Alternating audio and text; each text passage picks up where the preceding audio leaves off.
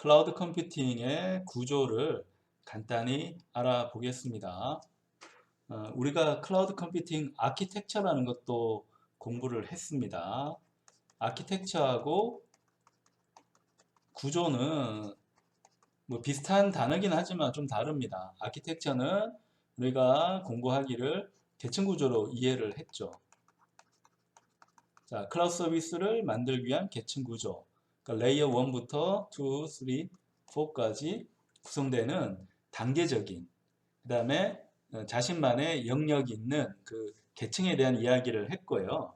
여기서는 이제 클라우드 컴퓨팅의 스트럭처를 한번 살펴볼 건데, 이건 뭐 체계적으로 구성되어 있다기보다는 클라우드를 구성하는 구성 요소라고 생각하면 됩니다.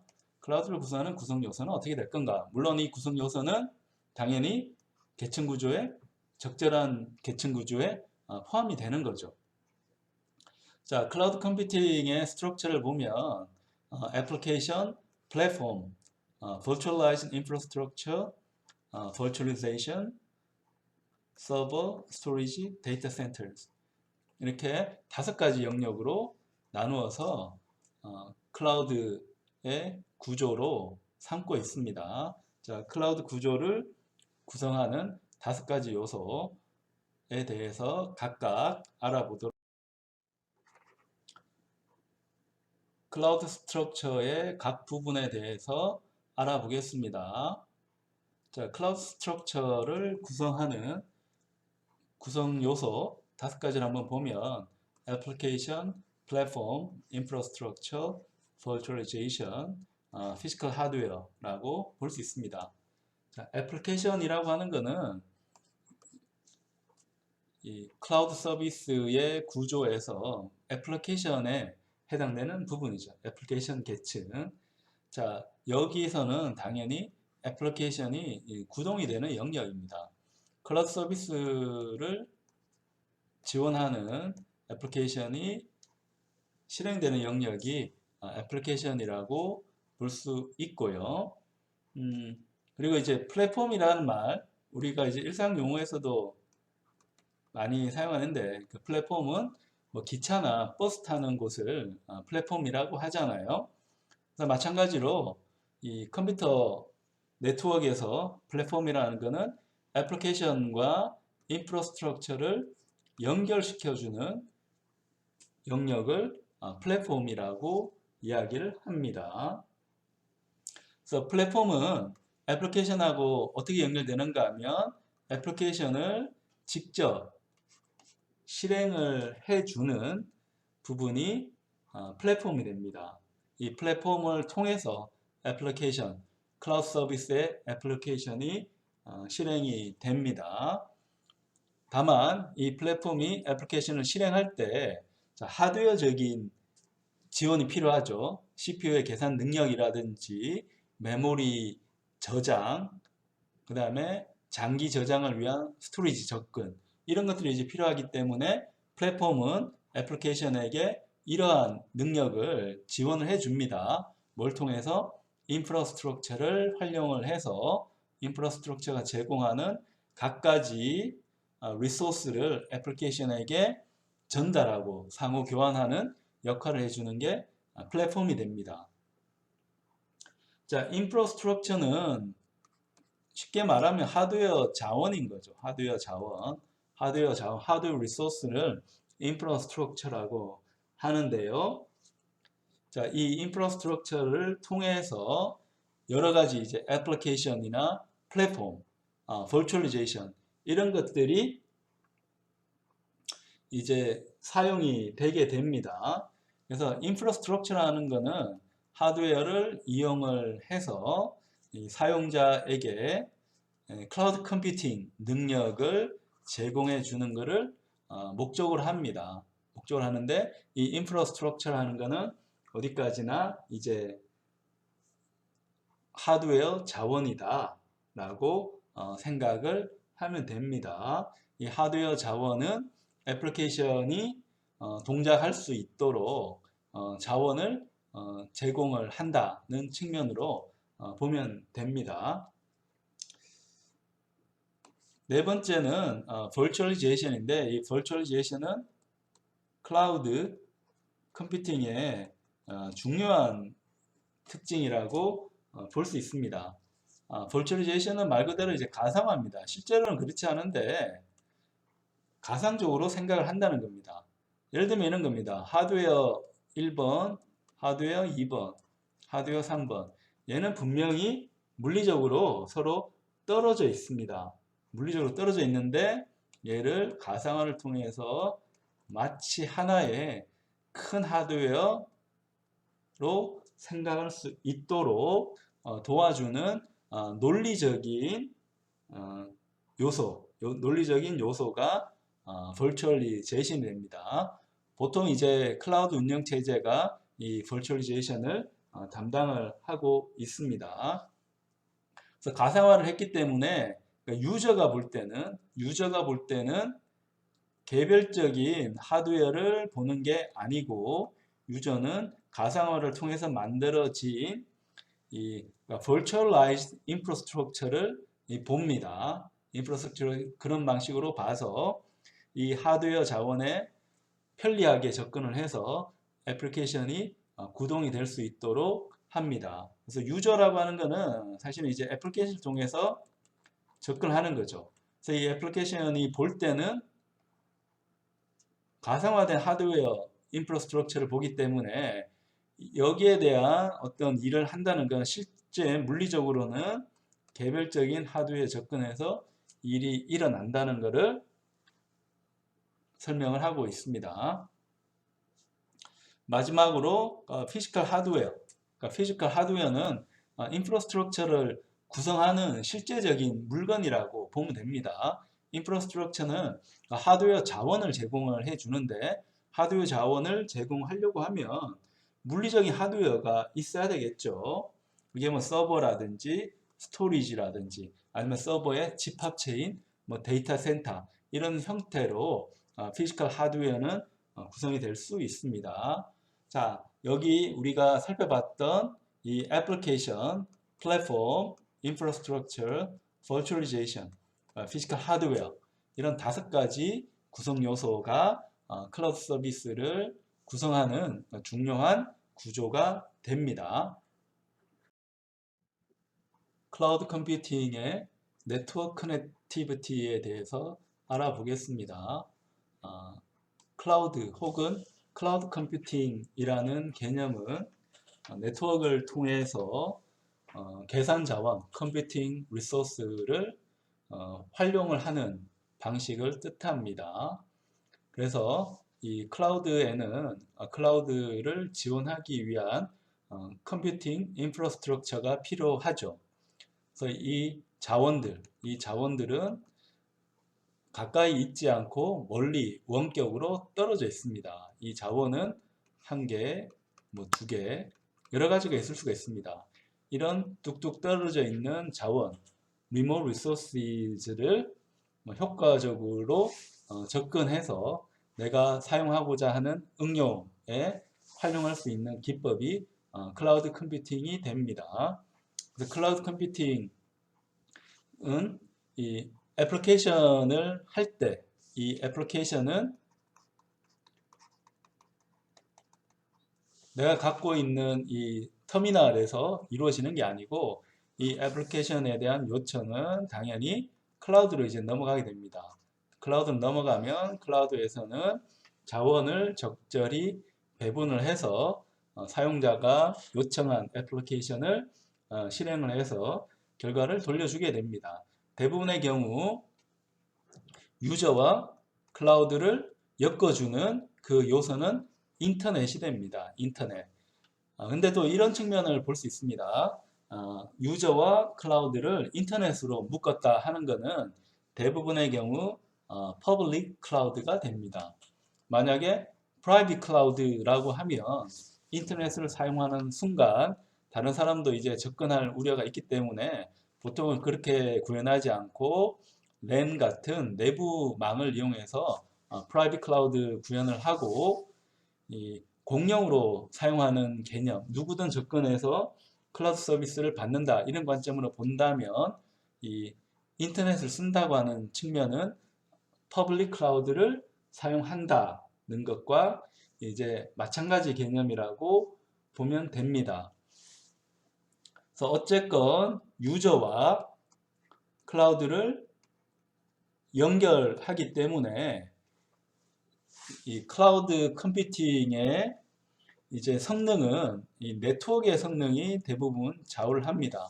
네트워크 성능을 얼마나 이제 끌어올릴 건가 하는 게 클라우드 컴퓨팅 성능의 아주 핵심적인 요소라고 할 수가 있습니다. 그래서 여기서는 이 퍼블릭 클라우드가 어떻게 구성되는지 살펴보도록 하겠습니다. 그리고 퍼블릭 클라우드, 프라이빗 클라우드 이런 개념은 클라우드의 디플로이먼트 모델이 됩니다. 어떤 방식으로 그 디플로이먼트를 할지 자원 할당을 할지 하는 부분에 대한 이야기가 이제 퍼블릭 클라우드 아니면 프라이빗 클라우드 이런 관점으로 쓰여지고 있다고 생각하면 됩니다. 퍼블릭 클라우드에서의 커넥티비티는 당연히 인터넷을 사용하고 있지만 선택적으로 VPN을 사용하기도 합니다. Virtual Private Network 이라고 하는 건데 간단하게 이야기하면 인터넷과 같은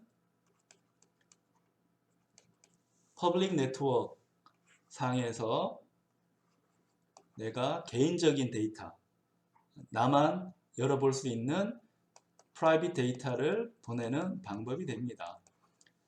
당연히 인터넷과 같은 퍼블릭 네트워크를 사용하기 때문에 누구든지 지나가는 데이터를 이제 볼 수 있겠지만 여기에 내가 어떤 암호화를 적용하게 되면 데이터를 열어본다 하더라도 이 데이터가 어디로 가는지 어떤 특성을 가지고 있는지 알 방법은 없잖아요. 자, 이런 식으로 이 퍼블릭 네트워크에서 프라이빗 네트워크를 구현하는 가장 효과적인 방법이 VPN이 됩니다. 그래서 이 퍼블릭 클라우드에서도 VPN을 이용해서 클라우드에 접근을 할 수가 있습니다. 그러니까 그렇게 되면 이 정보 보안 쪽 측면에서는 굉장히 강점을 가지게 되는 거죠. 그래서 이제 퍼블릭 클라우드는 기본적으로 인터넷을 사용하기 때문에 보안에 취약합니다. 그 보안에 취약하기 때문에 이 보안 문제를 해결하기 위한 방법들을 반드시 추가를 해 줘야 됩니다. 그래서 퍼블릭 클라우드에서는 인터넷을 써서 네트워크에 대한 걱정은 덜었지만 퍼블릭 네트워크인 인터넷을 사용하기 때문에 시큐리티에 대한 문제가 이제 올라가고 있고 이 문제를 해결하기 위한 방법들이 많이 대안이 대두가 되고 있다고 생각하면 됩니다. 몇 가지 이제 예시들이 있는데요. 그 중에 대표적인 게 Encrypted Tunnel이라고 하는 방식입니다. 네트워크 하는 사람 입장에서 이 터널이라고 하는 것은 한 지점에서 그 다음 지점으로 정보가 넘어갈 수 있는 통로, 이런 통로를 터널이라고 하는데 그냥 단순한 통로가 아니고 인캡슐레이션이 되어진 뭔가 캡슐화가 되어진 그러니까 이런 채널을 우리가 터널이라고 부릅니다. 그래서 인캡슐화를 하는 방법 중에 하나가 암호화 방법이겠죠. 그러니까 암호화를 통해서 정보를 터널링하는 그런 방법이 인크립티드 터널이 됩니다. 그래서 인크립티드 터널을 이용하게 되면 퍼블릭 클라우드를 쓰더라도 이 터널이 암호화가 되어져 있기 때문에 인캡슐레이션을 하는 방법 중에 하나로 암호화를 선택한 겁니다. 암호화를 선택했기 때문에 이 퍼블릭 클라우드이지만 시큐리티가 상당히 개선된다고 볼 수 있습니다. 다만 시큐리티를 올리면 올릴수록 어떤 문제가 생기는가 하면 그러니까 암호화를 위한 부분이 추가가 되기 때문에 네트워크에 대한 오버헤드가 증가합니다. 그 오버헤드가 증가하면 데이터 양은 그대로인데 내가 갖고 싶어하는 데이터 양은 그대로인데 여기에 대한 불필요한 헤더 정보가 이제 많이 들어가고 그 다음에 인크립션에 대한 정보도 이제 많이 들어가기 때문에 네트워크를 사용하는 사람 입장에서는 속도가 느려진다고 볼 수밖에 없는 거죠. 근데 이 부분은 그 트레이드오프 관계라서 어쩔 수가 없는 거라고 보면 됩니다. 그러니까 시큐리티라고 하는 부분은 네트워크의 속도하고는 서로 상극이다. 그러니까 하나가 좋아지면 하나가 나빠지는 특성을 가지고 있다라는 거고요. 그래서 퍼블릭 클라우드는 이제 어떻게 구성하는가에 따라서 또 성능이 달라지고 그 성능에 큰 영향 끼치는 거는 계속 이야기하지만 네트워크 특성이 이 퍼블릭 클라우드에 중요한 성능에 영향을 많이 미칩니다. 그래서 예를 들면 자, 우리가 이제 퍼블릭 클라우드에서 유저가 클라우드에 서비스를 가지고 올 때 인터넷을 통해서 이제 가지고 오기 때문에 인터넷은 라우팅을 하잖아요. 그러니까 데이터가 서버에서 클라이언트까지 일직선으로 오는 게 아니고 그때그때 빠르게 정보를 전달할 수 있는 길을 통해서 라우팅을 통해서 오기 때문에 자, 우리가 이 라우팅에 대한 설계도 잘 할 필요가 있습니다. 그래서 가장 쉬운 방법은 이 라우팅을 할 때 이 게이트웨이를 이제 바꾸지 않고 온다고 하면 가장 좋기 때문에 이 트랜시트 홉이라고 하는 이게 정보 전송하는 그 통로를 이제 점프해서 이제 오는 거. 그러니까 라우터를 이제 통과해서 오는 부분을 줄이게 되면 이 라우팅에 대한 이 절차가 뭐 최소한도로 이제 되기 때문에 퍼블릭 클라우드를 사용하는 사람 입장에서는 더 빠르게 정보를 얻을 수 있다. 그래서 네트워크 딜레이를 최소화하면서 정보를 얻을 수가 있다. 그러니까 이 관점은 이제 엔드 투 엔드로 내가 A 지점에서 B 지점으로 정보를 이제 보낼 때 트랜시트 홉을 최소화하는 게 중요하다. 뭐 당연한 이야기이긴 합니다. 그러니까 네트워크는 굉장히 이제 복잡하게 구성이 되어져 있기 때문에 내가 할 수만 있다고 하면 여기서 여기까지 정보를 바로 커넥션을 해서 받아오는 게 좋겠지만 그러니까 그게 안 되기 때문에 여러 군데 이제 거쳐서 올 수가 있습니다. 근데 여러 노드를 거쳐서 오는 것보다는 이렇게 두 번만 거쳐서 오게 되면 더 빠르게 정보를 얻을 수가 있는 거죠. 그렇게 되면 사용자 입장에서는 딜레이가 줄어들었다라고 느낄 수 있어서 이 네트워크의 품질이 올라가게 되고 네트워크 품질이 올라가면 자연적으로 퍼블릭 클라우드의 성능도 올라갔다고 느낄 수가 있습니다. 자, 우리가 컴퓨터에서 사용하는 애플리케이션의 진화 과정을 한번 살펴본다면 세 가지로 볼 수가 있습니다. 맨 처음에 컴퓨터가 나왔을 때는 그 컴퓨터, 보통 PC죠. 이 단일 시스템에서만 돌아가는 애플리케이션, 스탠드얼론 애플리케이션이라고 하는 단일 시스템에서만 돌아가는 애플리케이션만 사용해서도 우리가 충분히 만족을 했었는데 이 PC들이 이제 서로서로 이제 연결이 되면서 네트워크 구성을 하게 됐죠. 우리가 이 네트워크를 인터넷이라고 이제 부르는 거고요. 인터넷을 위해서 인터넷 상에서 정보를 교환하는 대표적인 방식이 웹 방식이죠. 자, 이 웹 방식을 지원하는 애플리케이션이라고 해서 웹 애플리케이션이라고 하는데 여러분이 PC에 앉아서 웹사이트에 접근해 가지고 정보를 얻는 그런 방식이 다 웹 애플리케이션 방법이라고 볼 수가 있습니다. 그래서 웹 애플리케이션의 중요한 특징은 클라이언트와 서버가 있다는 거죠. 클라이언트와 서버가 있어서 클라이언트가 서버에 요청을 하면, 리퀘스트를 하면 서버는 클라이언트 쪽으로 정보를 보내주는 방식으로 돌아가는 애플리케이션이 웹 애플리케이션이 됩니다. 클라우드 애플리케이션은 당연한 말이지만 클라우드를 사용하는 애플리케이션입니다. 웹을 기반으로 해서 접근하기는 하지만 웹 애플리케이션보다는 훨씬 더 다양하고 능동적이고 융통성 있는 애플리케이션이 클라우드 애플리케이션이 됩니다. 웹 애플리케이션은 상당히 유용한 애플리케이션이기는 합니다. 스탠드얼론 애플리케이션하고 비교해서 웹 애플리케이션은 내 PC에 있는 정보뿐만 아니고 전 세계 모든 위치에 있는 정보를 모을 수 있는 방식입니다. 왜냐하면 웹은 인터넷을 통해서 정보를 교환하는 방식이기 때문입니다. 굉장히 좋은 웹 애플리케이션이기는 하지만 사람들의 요구가 이제 올라감에 따라서 몇 가지 단점들도 나타나게 되는데요. 그 첫 번째 단점은 이 탄력성이 좀 부족합니다. 사람들의 요구는 시시각각 변합니다. 그 변화하는 요구를 웹 애플리케이션만으로는 감당하기가 어렵게 되어져 있습니다.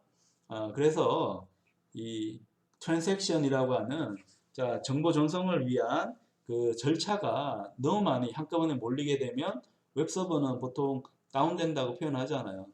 이 정보를 처리할 수가 없습니다. 자기가 가지고 있는 한정된 분량만큼만 서비스를 할 수 있는데 그걸 초과해서 들어오게 되면 당연히 오동작을 하게 됩니다. 그리고 웹 서비스는 여러 사람이 동시에 사용할 수는 없습니다. 여러 사람이 동시에 사용할 수는 없다. 그 다음에 내가 웹 서비스를 사용하는데 이게 내가 얼마나 지금 서비스를 사용하고 있는지 정량적인 측정을 하기는 어렵다라고 되어 있고요. 그리고 웹 애플리케이션은 보통 이 서버가 구현된 이 시스템 그 한 가지에만 특정하게 이제 동작하게 됩니다.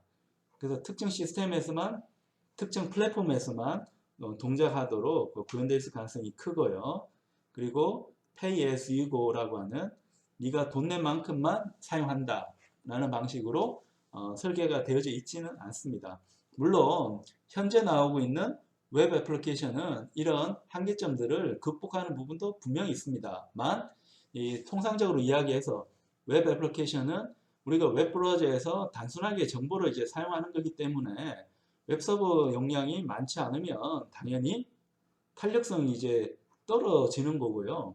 내가 웹을 통해서 이제 접근을 했는데 이 방식이 다른 사람도 이제 똑같이 이제 공유한다는 거는 안 되는 거죠.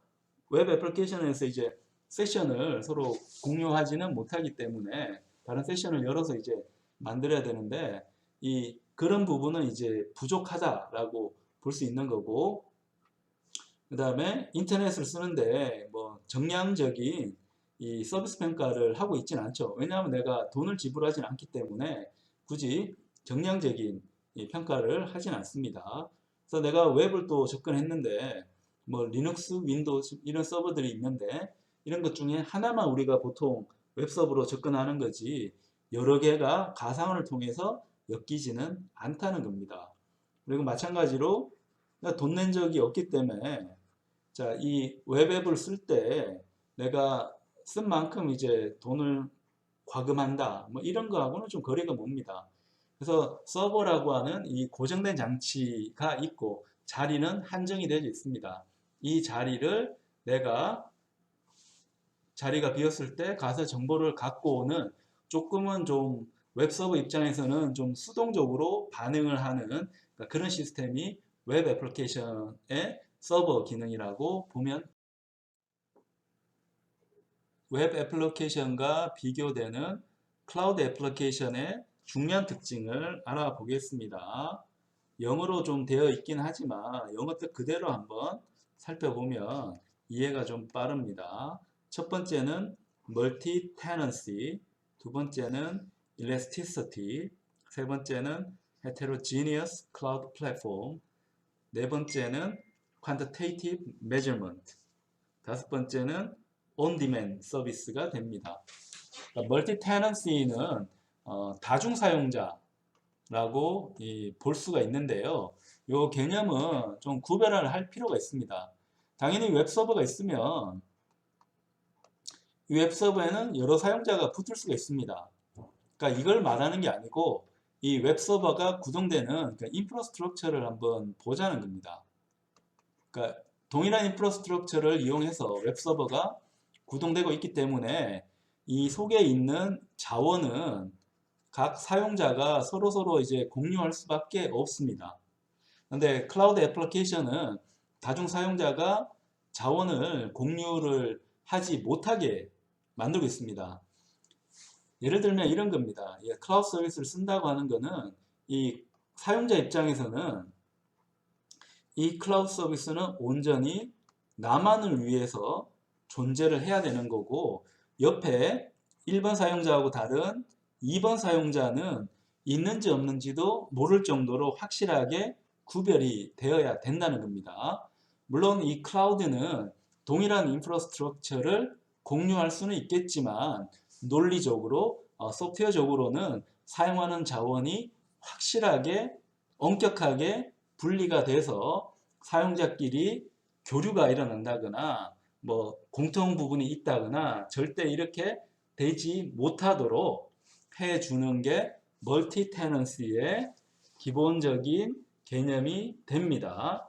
그래서 이 사용자가 애플리케이션을 구동을 할 때 사용자 1번이 애플리케이션 1번을 구동하고 사용자 2번이 애플리케이션 2번을 구동하면 이런 애플리케이션은 절대 정보를 교류할 수 없도록 소프트웨어적으로 완벽하게 이제 차단을 시키는, 자, 이런 개념이 멀티 테넌시의 중요한 특성이 됩니다. 그 다음으로 이 탄력성이라고 하는 일래스티시티인데요. 일래스티시티라고 하는 건 탄력성인데 뭐에 대한 탄력성인가 하면 이 워크로드에 대한 탄력성입니다. 이 서버가 있으면 서버에 사용자가 많이 들어올 때도 있고 적게 들어올 때도 있습니다. 그래서 예전에 웹 애플리케이션이라고 하면 많이 들어오든 적게 들어오든 그 용량은 가지고 있고 다른 사용자랑 이제 공유할 수는 없었습니다. 다른 웹서버랑 공유하는 건 불가능했습니다. 근데 클라우드 애플리케이션에서는 필요하면 웹서버 능력을 줬다가 필요 없으면 웹서버 능력을 뺐습니다. 그러니까 이런 정도로 사용자가 이제 필요로 하는 이 워크로드에 따라서 이 자원을 많이 붙여주기도 하고 적게 붙여주기도 하고 이런 것들이 거의 실시간으로 일어나는 특성을 우리가 일래스티시티라고 이름을 붙입니다. 헤테로지니어스 클라우드 플랫폼이라는 것은 이종 간의 클라우드 플랫폼이라고 하는 겁니다. 이 가상화라는 기술이 있기 때문에 이 클라우드 플랫폼의 뭐 플랫폼 특성 자체가 이제 서로 굉장히 다르다 하더라도 이걸 하나로 묶어서 마치 하나인 것처럼 다룰 수 있게 해주는, 그러니까 이걸 통해 가지고 이 클라우드 플랫폼이라는 거는 이 물리적인 크기는 한정되어 있을지 모르지만 논리적으로는 가상화를 통해서 굉장히 큰 서버를 만들 수 있도록 해 줍니다. 클라우드는 기본적으로 퍼블릭 클라우드를 말을 하고 이 퍼블릭 클라우드는 사용한 만큼 돈을 내기 때문에 당연히 이 사용자가 이 인터넷 서비스를 사용하는 그 시간을 혹은 양을 정량적으로 평가해서 과금을 해야 됩니다. 그러니까 이런 특성과 더불어서 클라우드 애플리케이션은 기본적으로 쓴 만큼만 돈을 내는 거고 그 다음에 내가 필요할 때마다 요청을 할 수 있는 겁니다. 필요할 때마다 요청하니까 얼마만큼 내가 필요했는지 따라 가지고 과금이 되는 체제로 구성되어 있는 게 클라우드 애플리케이션입니다. 그래서 우리가 예전에 썼던 웹 애플리케이션이 훨씬 더 이제 진화된 형태가 클라우드 애플리케이션. 그러니까 성능은 굉장히 향상됐는데 내가 자원을 효과적으로 공유하기 때문에 클라우드 서비스 사용 비용은 예전에 웹 애플리케이션 사용 비용보다는 훨씬 더 적은 돈으로 활용을 해낼 수가 있습니다. 일래스티시티에 대해서 더 구체적으로 알아보겠습니다. 일래스티시티 혹은 우리말로 탄력성이라고 번역하는 성질은 클라우드 컴퓨팅의 고유한 성질 중에 하나입니다. 설명을 하자면 자, 리소스를 내가 이 워크로드별로, 그러니까 사용자 요구에 따라 가지고 배치를 합니다. 배치를 하는데 단순히 그냥 준비하고 있다가 서비스를 하는 게 아니고 실시간으로 사용자 요구를 분석을 해서 그 요구가 어떤가에 따라 가지고 요구가 많으면 리소스를 많이 배치하고 요구가 작으면 리소스를 적게 배치합니다. 자, 이 부분은 거의 실시간으로 일어나는 거고 사람이 제어하는 게 아니고 이 클라우드 서비스의 이 자체가 이 리소스를 적절하게 배분을 합니다. 예를 들면 이 그림을 볼 수 있습니다. 사용자 요구는 이렇게 시간적으로 크게 바뀌고 있습니다. 그래서 적을 때는 서버를 적게 배치하고 많을 때는 서버를 많이 배치합니다. 이걸 사람이 들고 갔다 들고 오고 뭐 이렇게 하는 게 아니고 기본적으로 클라우드 서버는 가상화가 되어져 있기 때문에 뭐 OS든 데이터베이스든 이런 것들이 같은지 다른지라고 하는 거는 이제 중요한 게 아닙니다. 이종 간의 플랫폼도 서로 붙일 수 있도록 가상화를 적용을 하고 있기 때문에 자, 그 가상화가 되어 있는 이 수많은 노드들, 수많은 서버들을 실시간으로 그냥 개념적으로, 논리적으로만 특정 서버에 붙인다는 겁니다. 붙여서 필요에 따라서 서버들이 실시간으로 막 바뀌는 이런 특성이 클라우드 컴퓨팅의 중요한 특성이 됩니다. 그러니까 이러한 특성들을 한 가지 명칭으로 말하는 게 elasticity, 그러니까 탄력성이라고 하는 개념입니다.